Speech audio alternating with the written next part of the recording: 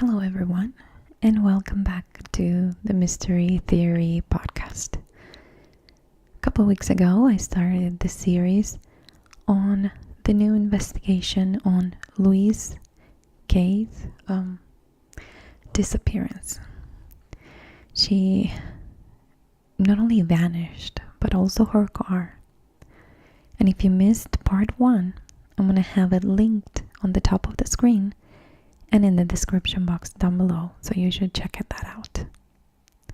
However, last time we ended with the lack of cooperation from the police when the private investigator found an address where he believes that Louise Kay can be buried or could have been buried.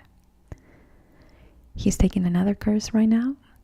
He's trying to find more evidence and trying to find something more specific to intrigue the police, to leave them with something that can help resolve what really happened to her.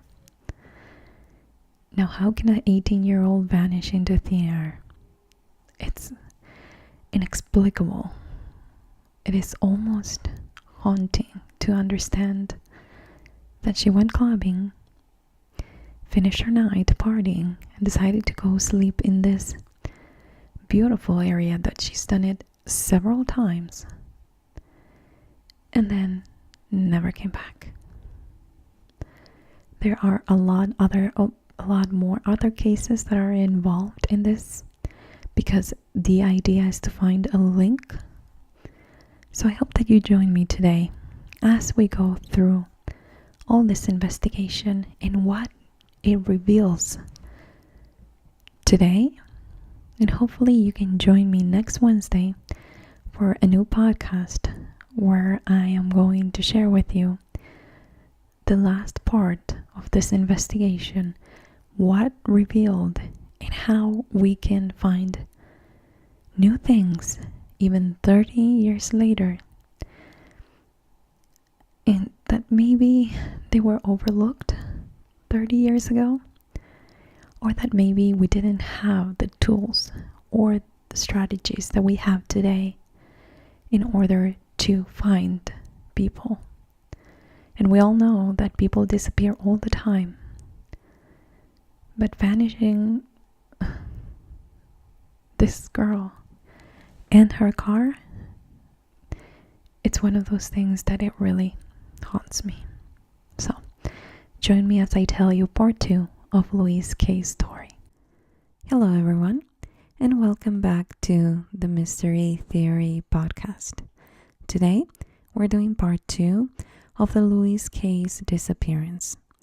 This was a recent investigation that had to go a little bit deeper to try to find whoever took or whatever happened to Louise Kay when she got out one night to have fun with her friends. After they were done, she decided to go spend the night in nature, in her car, in a place that she spent many nights before with her friends, and she disappeared. Not only she disappeared, but also her car. So today we're going to go through part 2 of this recent investigation.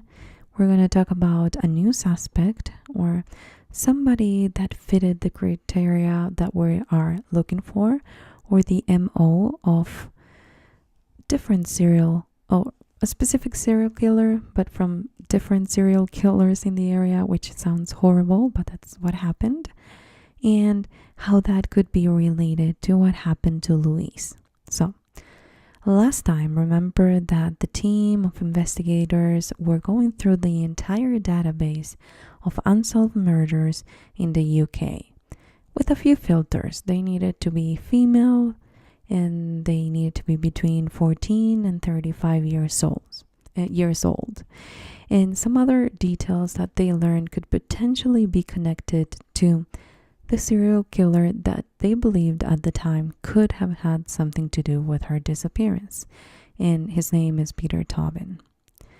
Now, after filtering all the cases in the UK, they started their investigation with unsolved murders in Glasgow, Scotland.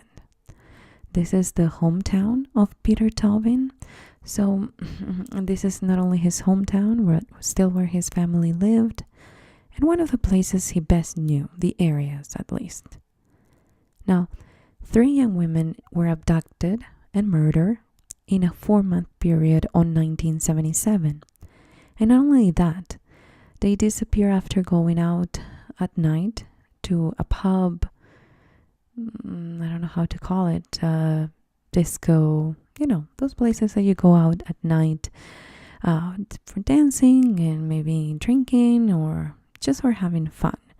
And in here they refer to them as pubs. So this was very similar because the girls disappeared, or these women disappeared in kind of the same circumstances that Louise did, but they did ended up finding their bodies. Now, on August 5th, 20-year-old Anna, which was described as a fun and bubbly girl, went to a pub that she frequented all the time. She had fun that night, and when she left the pub, she never made it home. And later on, we found out that her body was found in a Scottish farm. On October 1st, Hilda, who is a divorced mom with 2 kids, she decided to go out for the night. And this was a very rare event. But the next morning, her body was found strangled and sexually assaulted. And then the final case is on December 2nd, and this is Agnes Cooney. And she's a 23-year-old children's nurse who was described as lovely and funny. And that on that night, she decided to go support a band. This band was apparently they were somewhat friends with, or, a friend started this band, and she wanted to go support them.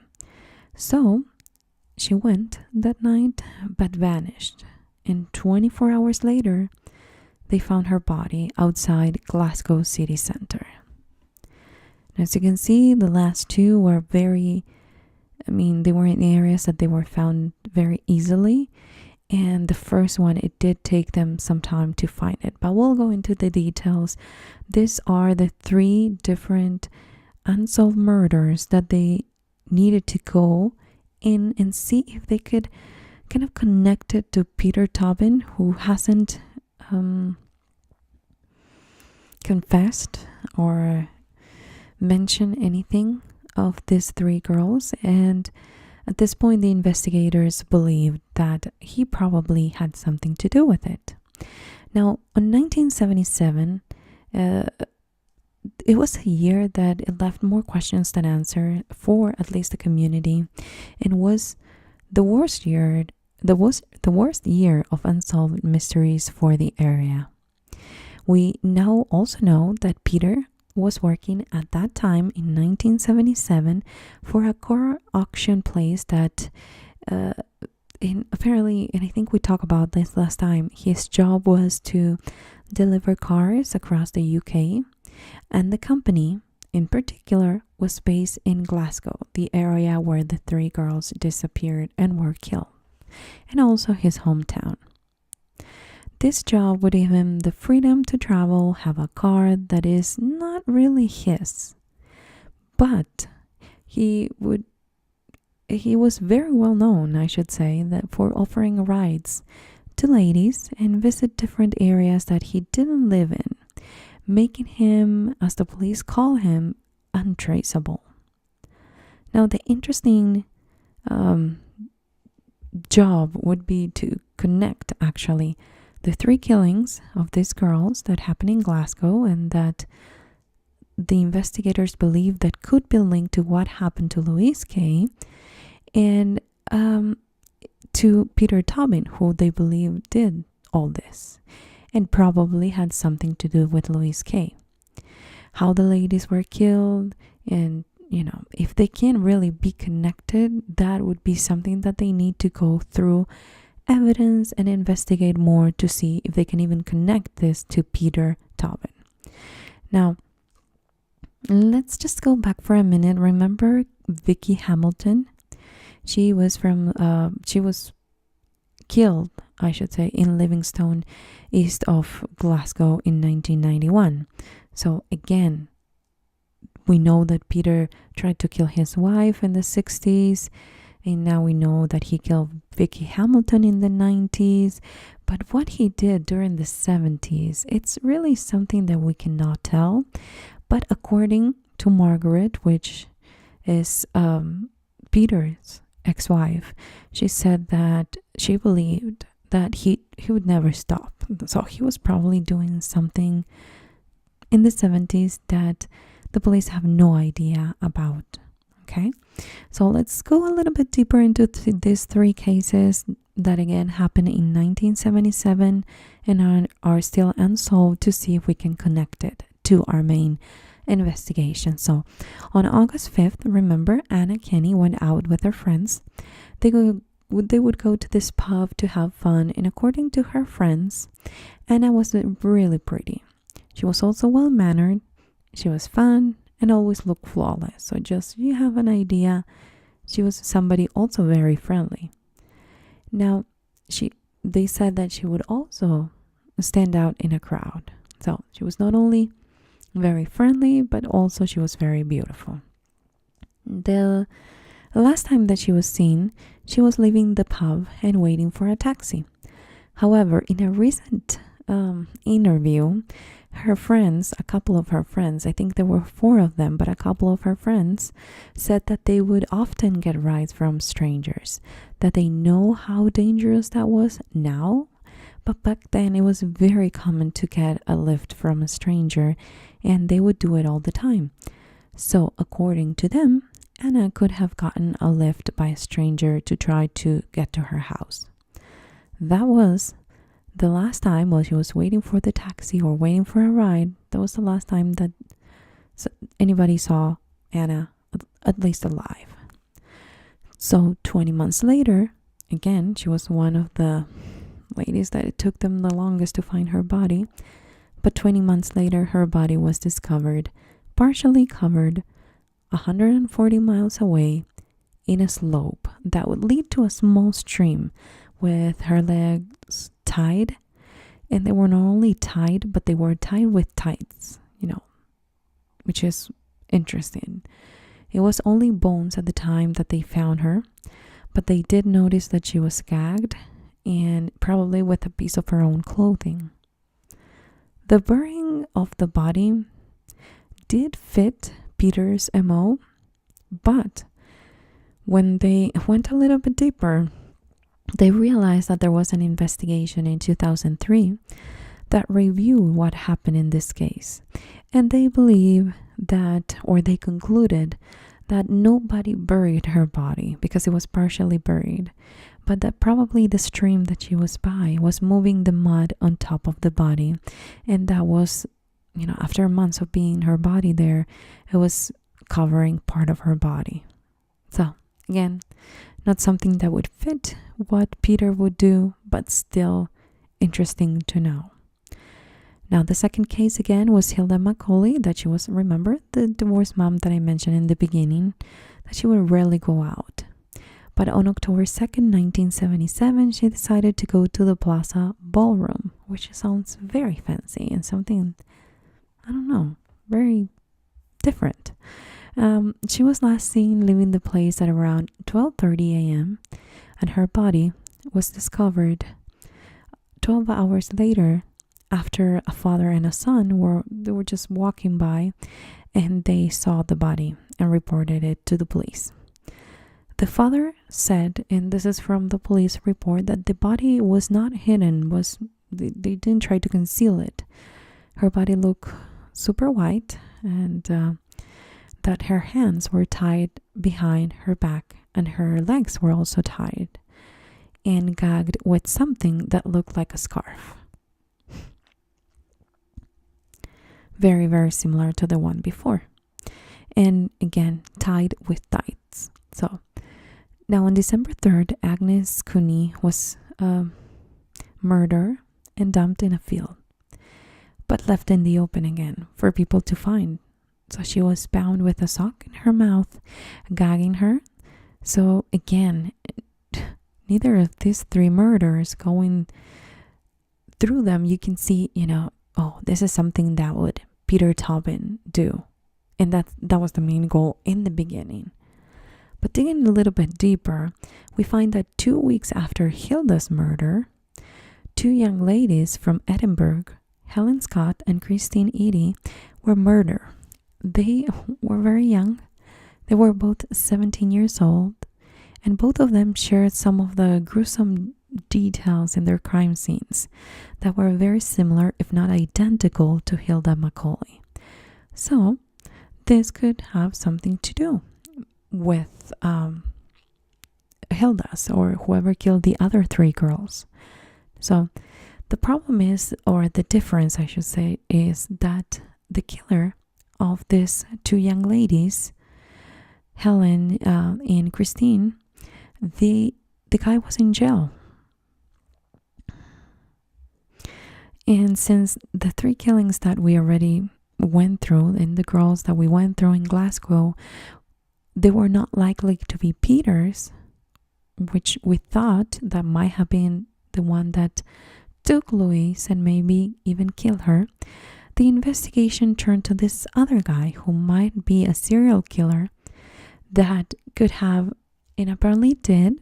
We're going to go through every piece of evidence, but apparently this guy had some kind of association to the area where Louise Kay lived. Okay, so they kind of shifted and they realized that the three murders in Glasgow, even though it was Peter's hometown, even though he was working for a company there, it was really not likely that he did kill those three girls, but rather maybe this guy that is in jail for these two young ladies' deaths, Helen and Christine, maybe he was the one that actually was involved with the other three and could have had something to do with Louise. So these two girls, Helen and Christine, they went out for the night. Again, it fits the description of the other three, and it fits the description of what happened to Louise Kay. They visited the World's End pub on October 15th, 1977. Their bodies were found the next day. They were raped and strangled, all in the same period. I mean, this was around the same time that was happening the other three murders. And it was in Glasgow as well. I mean, it fitted. They were raped. They were taken after a night out. It was almost like all the previous unsolved murders in Glasgow. So what if this new guy was the one that has something to do more with Louise and other unsolved mysteries? Or can we really place the guy at first? Can we at least place this guy in the crime scenes, or somewhat with the crime scenes of what happened to these three girls, which then it would lead us to see if it had anything to do with Louise Kay. Now, there's a lot of people that say that they go on tangents and that this investigation is taking a different kind, but everything is going to go back to Louise. Just so you know, this is kind of the process that they have to go through every single time that they have to reopen an old case. These are the things that they have to, and some people are like, well, it's not as important to go through the other three girls. It's almost like you're trying to solve 100 mysteries in one. No, this team of investigators, they do really want to go back to Louise. But if you know anything about it, going through an investigation, it kind of leads you everywhere. And then you have to find a way to connect it and find the evidence to show you exactly if it has something to do or not. So it will go into all different kind of branches that hopefully will take you to the one that you're looking for. So that's why we started with Peter Tobin, which again, it was a very long investigation, and now we ended up with this other guy that so we can connect it to Luis, we have to go through what he did to the other girls before. So a little something that I wanted to explain. Now, they did find the girl's killer, but it took them 36 years because after all that time, at first they didn't know who did it, but 36 years later, they tested something from the victim or the crime scene. I'm not sure what it was, but I think it was something from something that they were bound with, or something in the crime scene was tested, and they found a DNA match to Angus Sinclair, and who after so long of being on the loose was named by the media, and you probably heard about this, the Scotland secret serial killer. He was a small guy. He was 5'4", but he was very muscular. He was a strong man. He was a painter, a decorator. He was married too, and he was a very loving husband, according to his wife. But he was also a thief, a robber, and a criminal that got away with the murders of these two girls for 36 years and finally ended up in prison because of the advance in technology and DNA, and it was a big thing. When the police, after so long, arrested him, they asked him, of course, if he had anything to do with the death of Anna, Hilda, or Agnes, the three girls that we started talking about in the beginning. And he said that he was advised not to talk to them, advised by his lawyer, and he never wanted to talk about it. Now, the saddest part for on Anna's, Hilda's, and Agnes' murders is that for some reason, all the forensic evidence that was taken from the crime scenes, and I'm talking about all three, all the evidence was lost. The samples, everything. So they had no physical evidence to try to find their killer as they did with Helen and Christine. So luckily, after doing a good job, however you want to call it, they did have still the evidence from Helen and Christine's murders, but they didn't have anything. I don't know what happened, and I've heard about in an interview with this retired police officer that he said that they simply were lost. He doesn't know where they are, but I don't know. It could have been thrown away because they didn't think that they could do anything with it, but how can they throw that away if these other girls were still saved? It's kind of interesting to know that it's not fair to Anna, Hilda, or Agnes that they have nothing that they can test today and match it to a DNA of some kind, of some guy out there, which would make it impossible to continue to investigate such an old case if you have nothing to go on. Now, this guy, Agnes, started his life with the wrong foot, if you ask me. Apparently, when he was 16 years old, he lured his neighbor, a 7-year-old girl, to an abandoned apartment, or to an apartment. It was in the area where they lived. He abused her and killed her, and then pushed her down the stairs to make it look like it was an accident.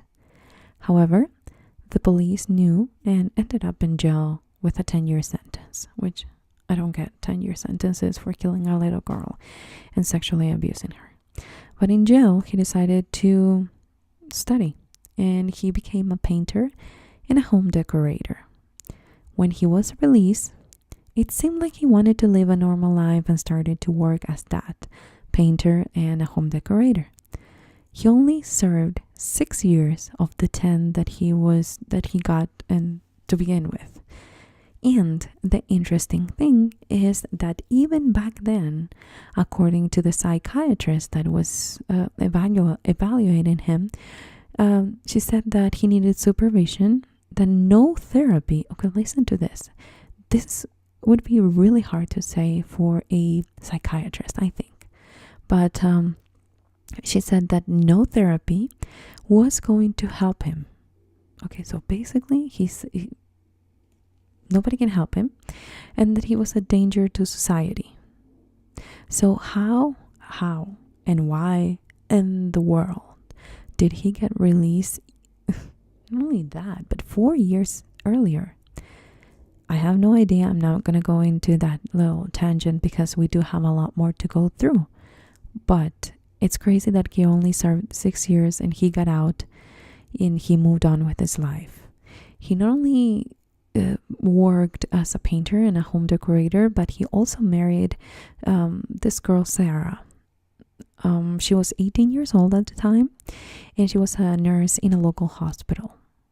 I watched the interview with her face protected or cover, however you want to call it, from the camera. She said that she was a very private person and that she would agree to talk to the investigator if her face was covered. Now, watching that interview, it was chilling. I mean, she had this calm and sweet voice. Granted, she's older now, of course. But she would go into detail to describe some of these things that they did as a couple,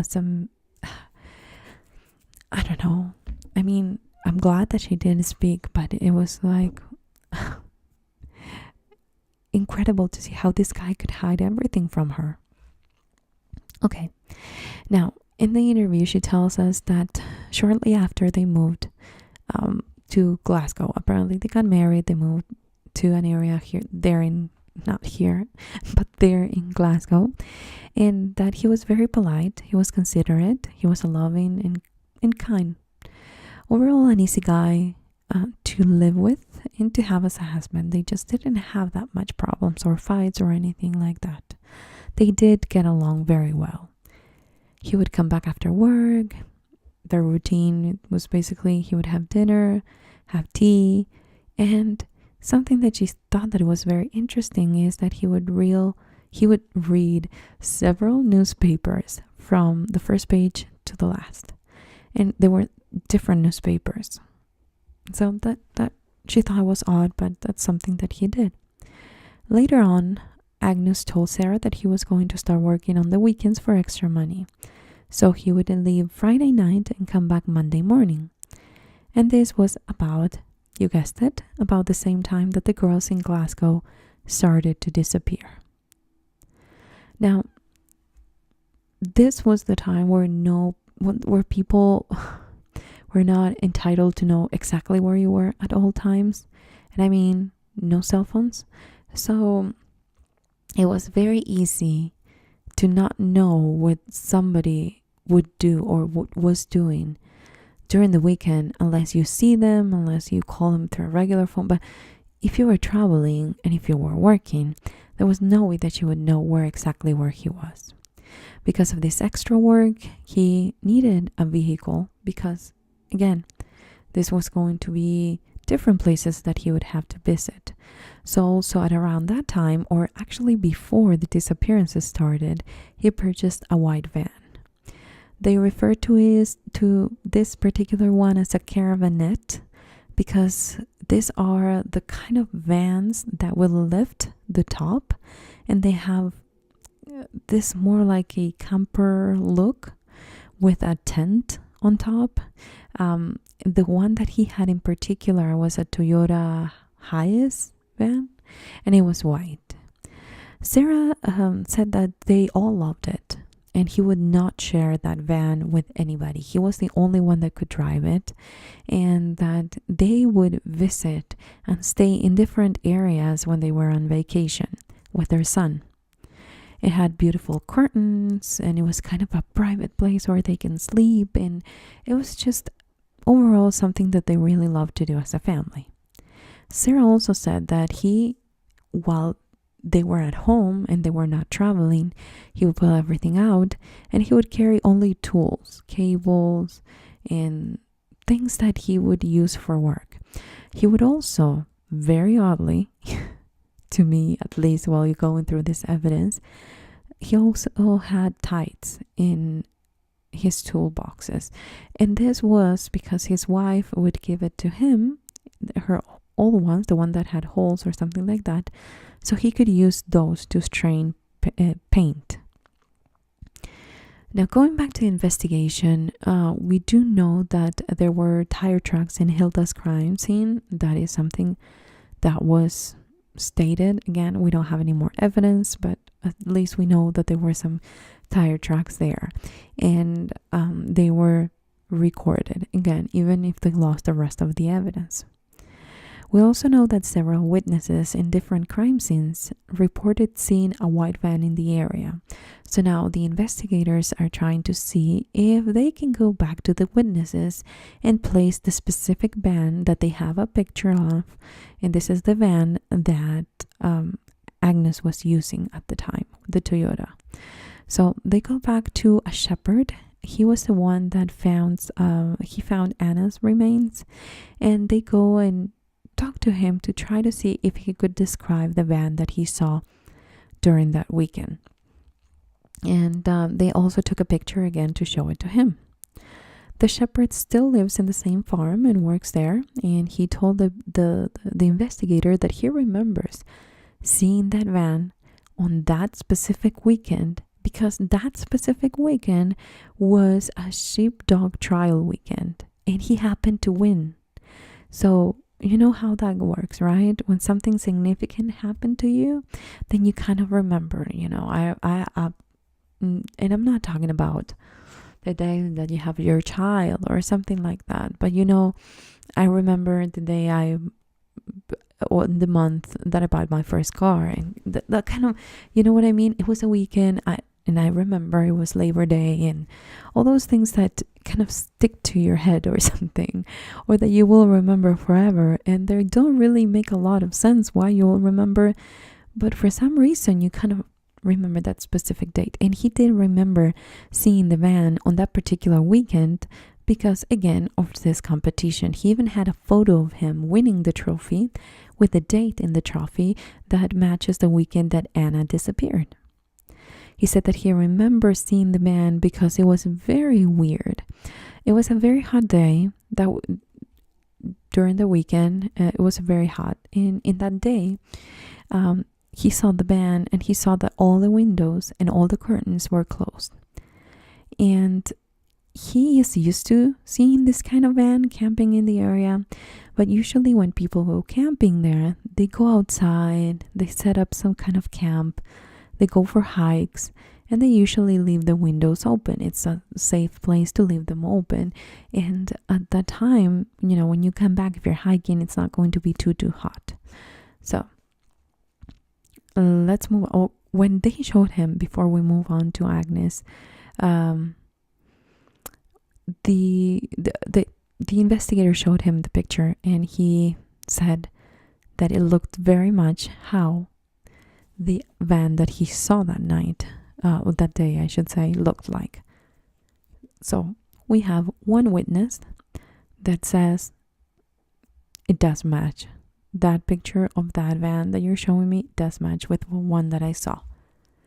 Now, Agnes Cooney, the third victim of the Glasgow murders on December 3rd, 1977, remember that she went out to support the band of her friends, right?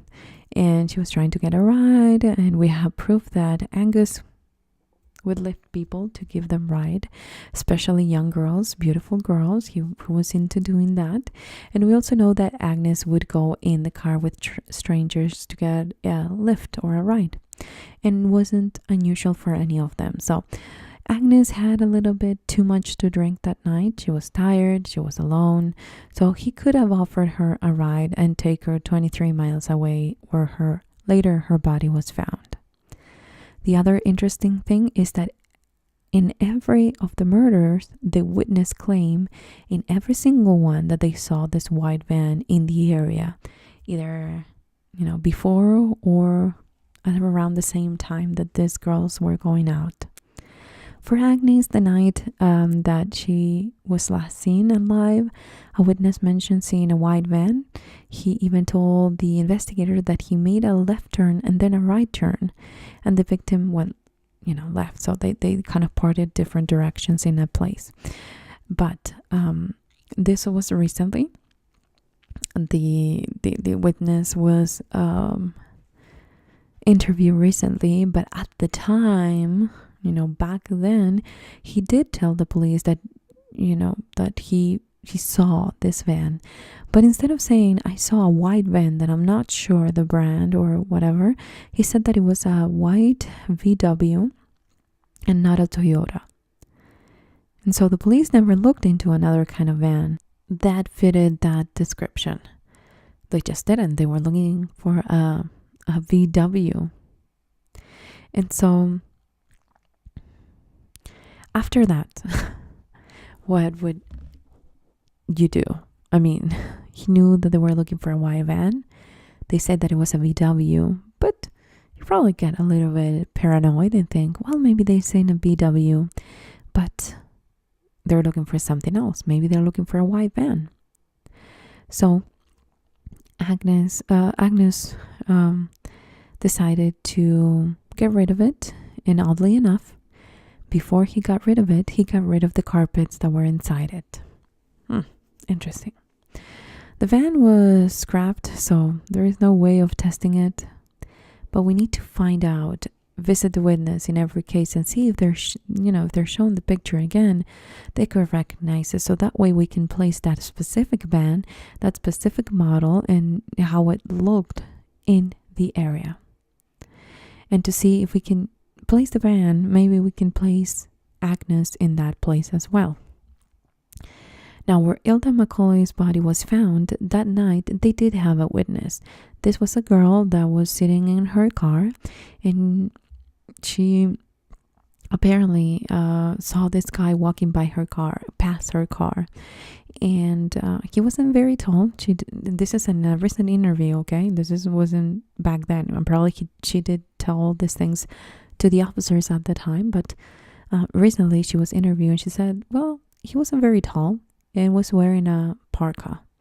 That's her description.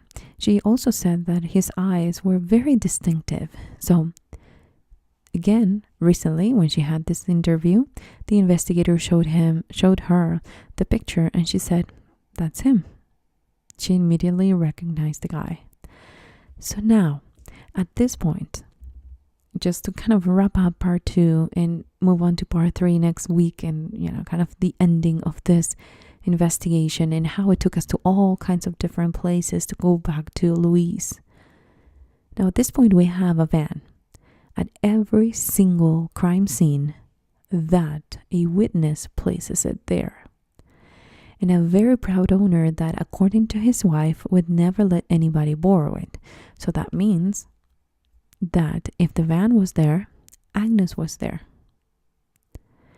Agnes Sinclair, according to his wife, she believes anyway that he had done a lot more that he hasn't been charged with, and that he needs to, and she believes that he's a serial killer, that he needs to stay in prison, because if he gets released, he will kill again.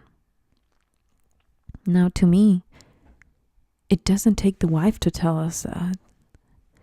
When he was very, very young, I mean, he had no fixing. The psychiatrist said, this guy can't be fixed. He needs 24-hour supervision, and he's not going to get better. Granted, this was a really long time ago, but can you see how, even if they cannot prove these 3 murders, they can't really pin it to him? He killed 2 17-year-old girls. So he did kill again. He did. And this guy, and according to his wife, if people wouldn't do what he wanted them to do, then he would make them. So maybe he did have a lot of adventures. Maybe he had a lot of girls while he was working on the weekends, and the ones that really didn't want to be with him, he would get rid of them. That's a possibility. But join me next week as we go through as we wrap up this story. A lot of this unsolved cases that found their way into Louise Kay's disappearance. It is very I know that it goes into very different pieces, but that's all what it's going to give us a bigger picture when all the pieces are in place. And every one of them, every piece of evidence that we're going through right now will make sense. So thank you so much for listening to today's podcast. I hope you come back next Wednesday if you want to listen to more cases, one episode from start to finish with a case. I have a lot on my podcast, so go back and check and see the other cases. Thank you so much for being here today. I appreciate you coming back for the podcast. If you want to watch or listen to my last part of this series, come back Wednesday. If you're here for ASMR purposes, then come back Friday, where I'm going to have a new case for you. Thank you so much for being there, for your support. And if you have any theories or something that you'd like to add at this point before I do part 3 and reveal it to you a lot more, then please leave it in the comments down below. Thanks again for watching, guys. I'll see you back soon.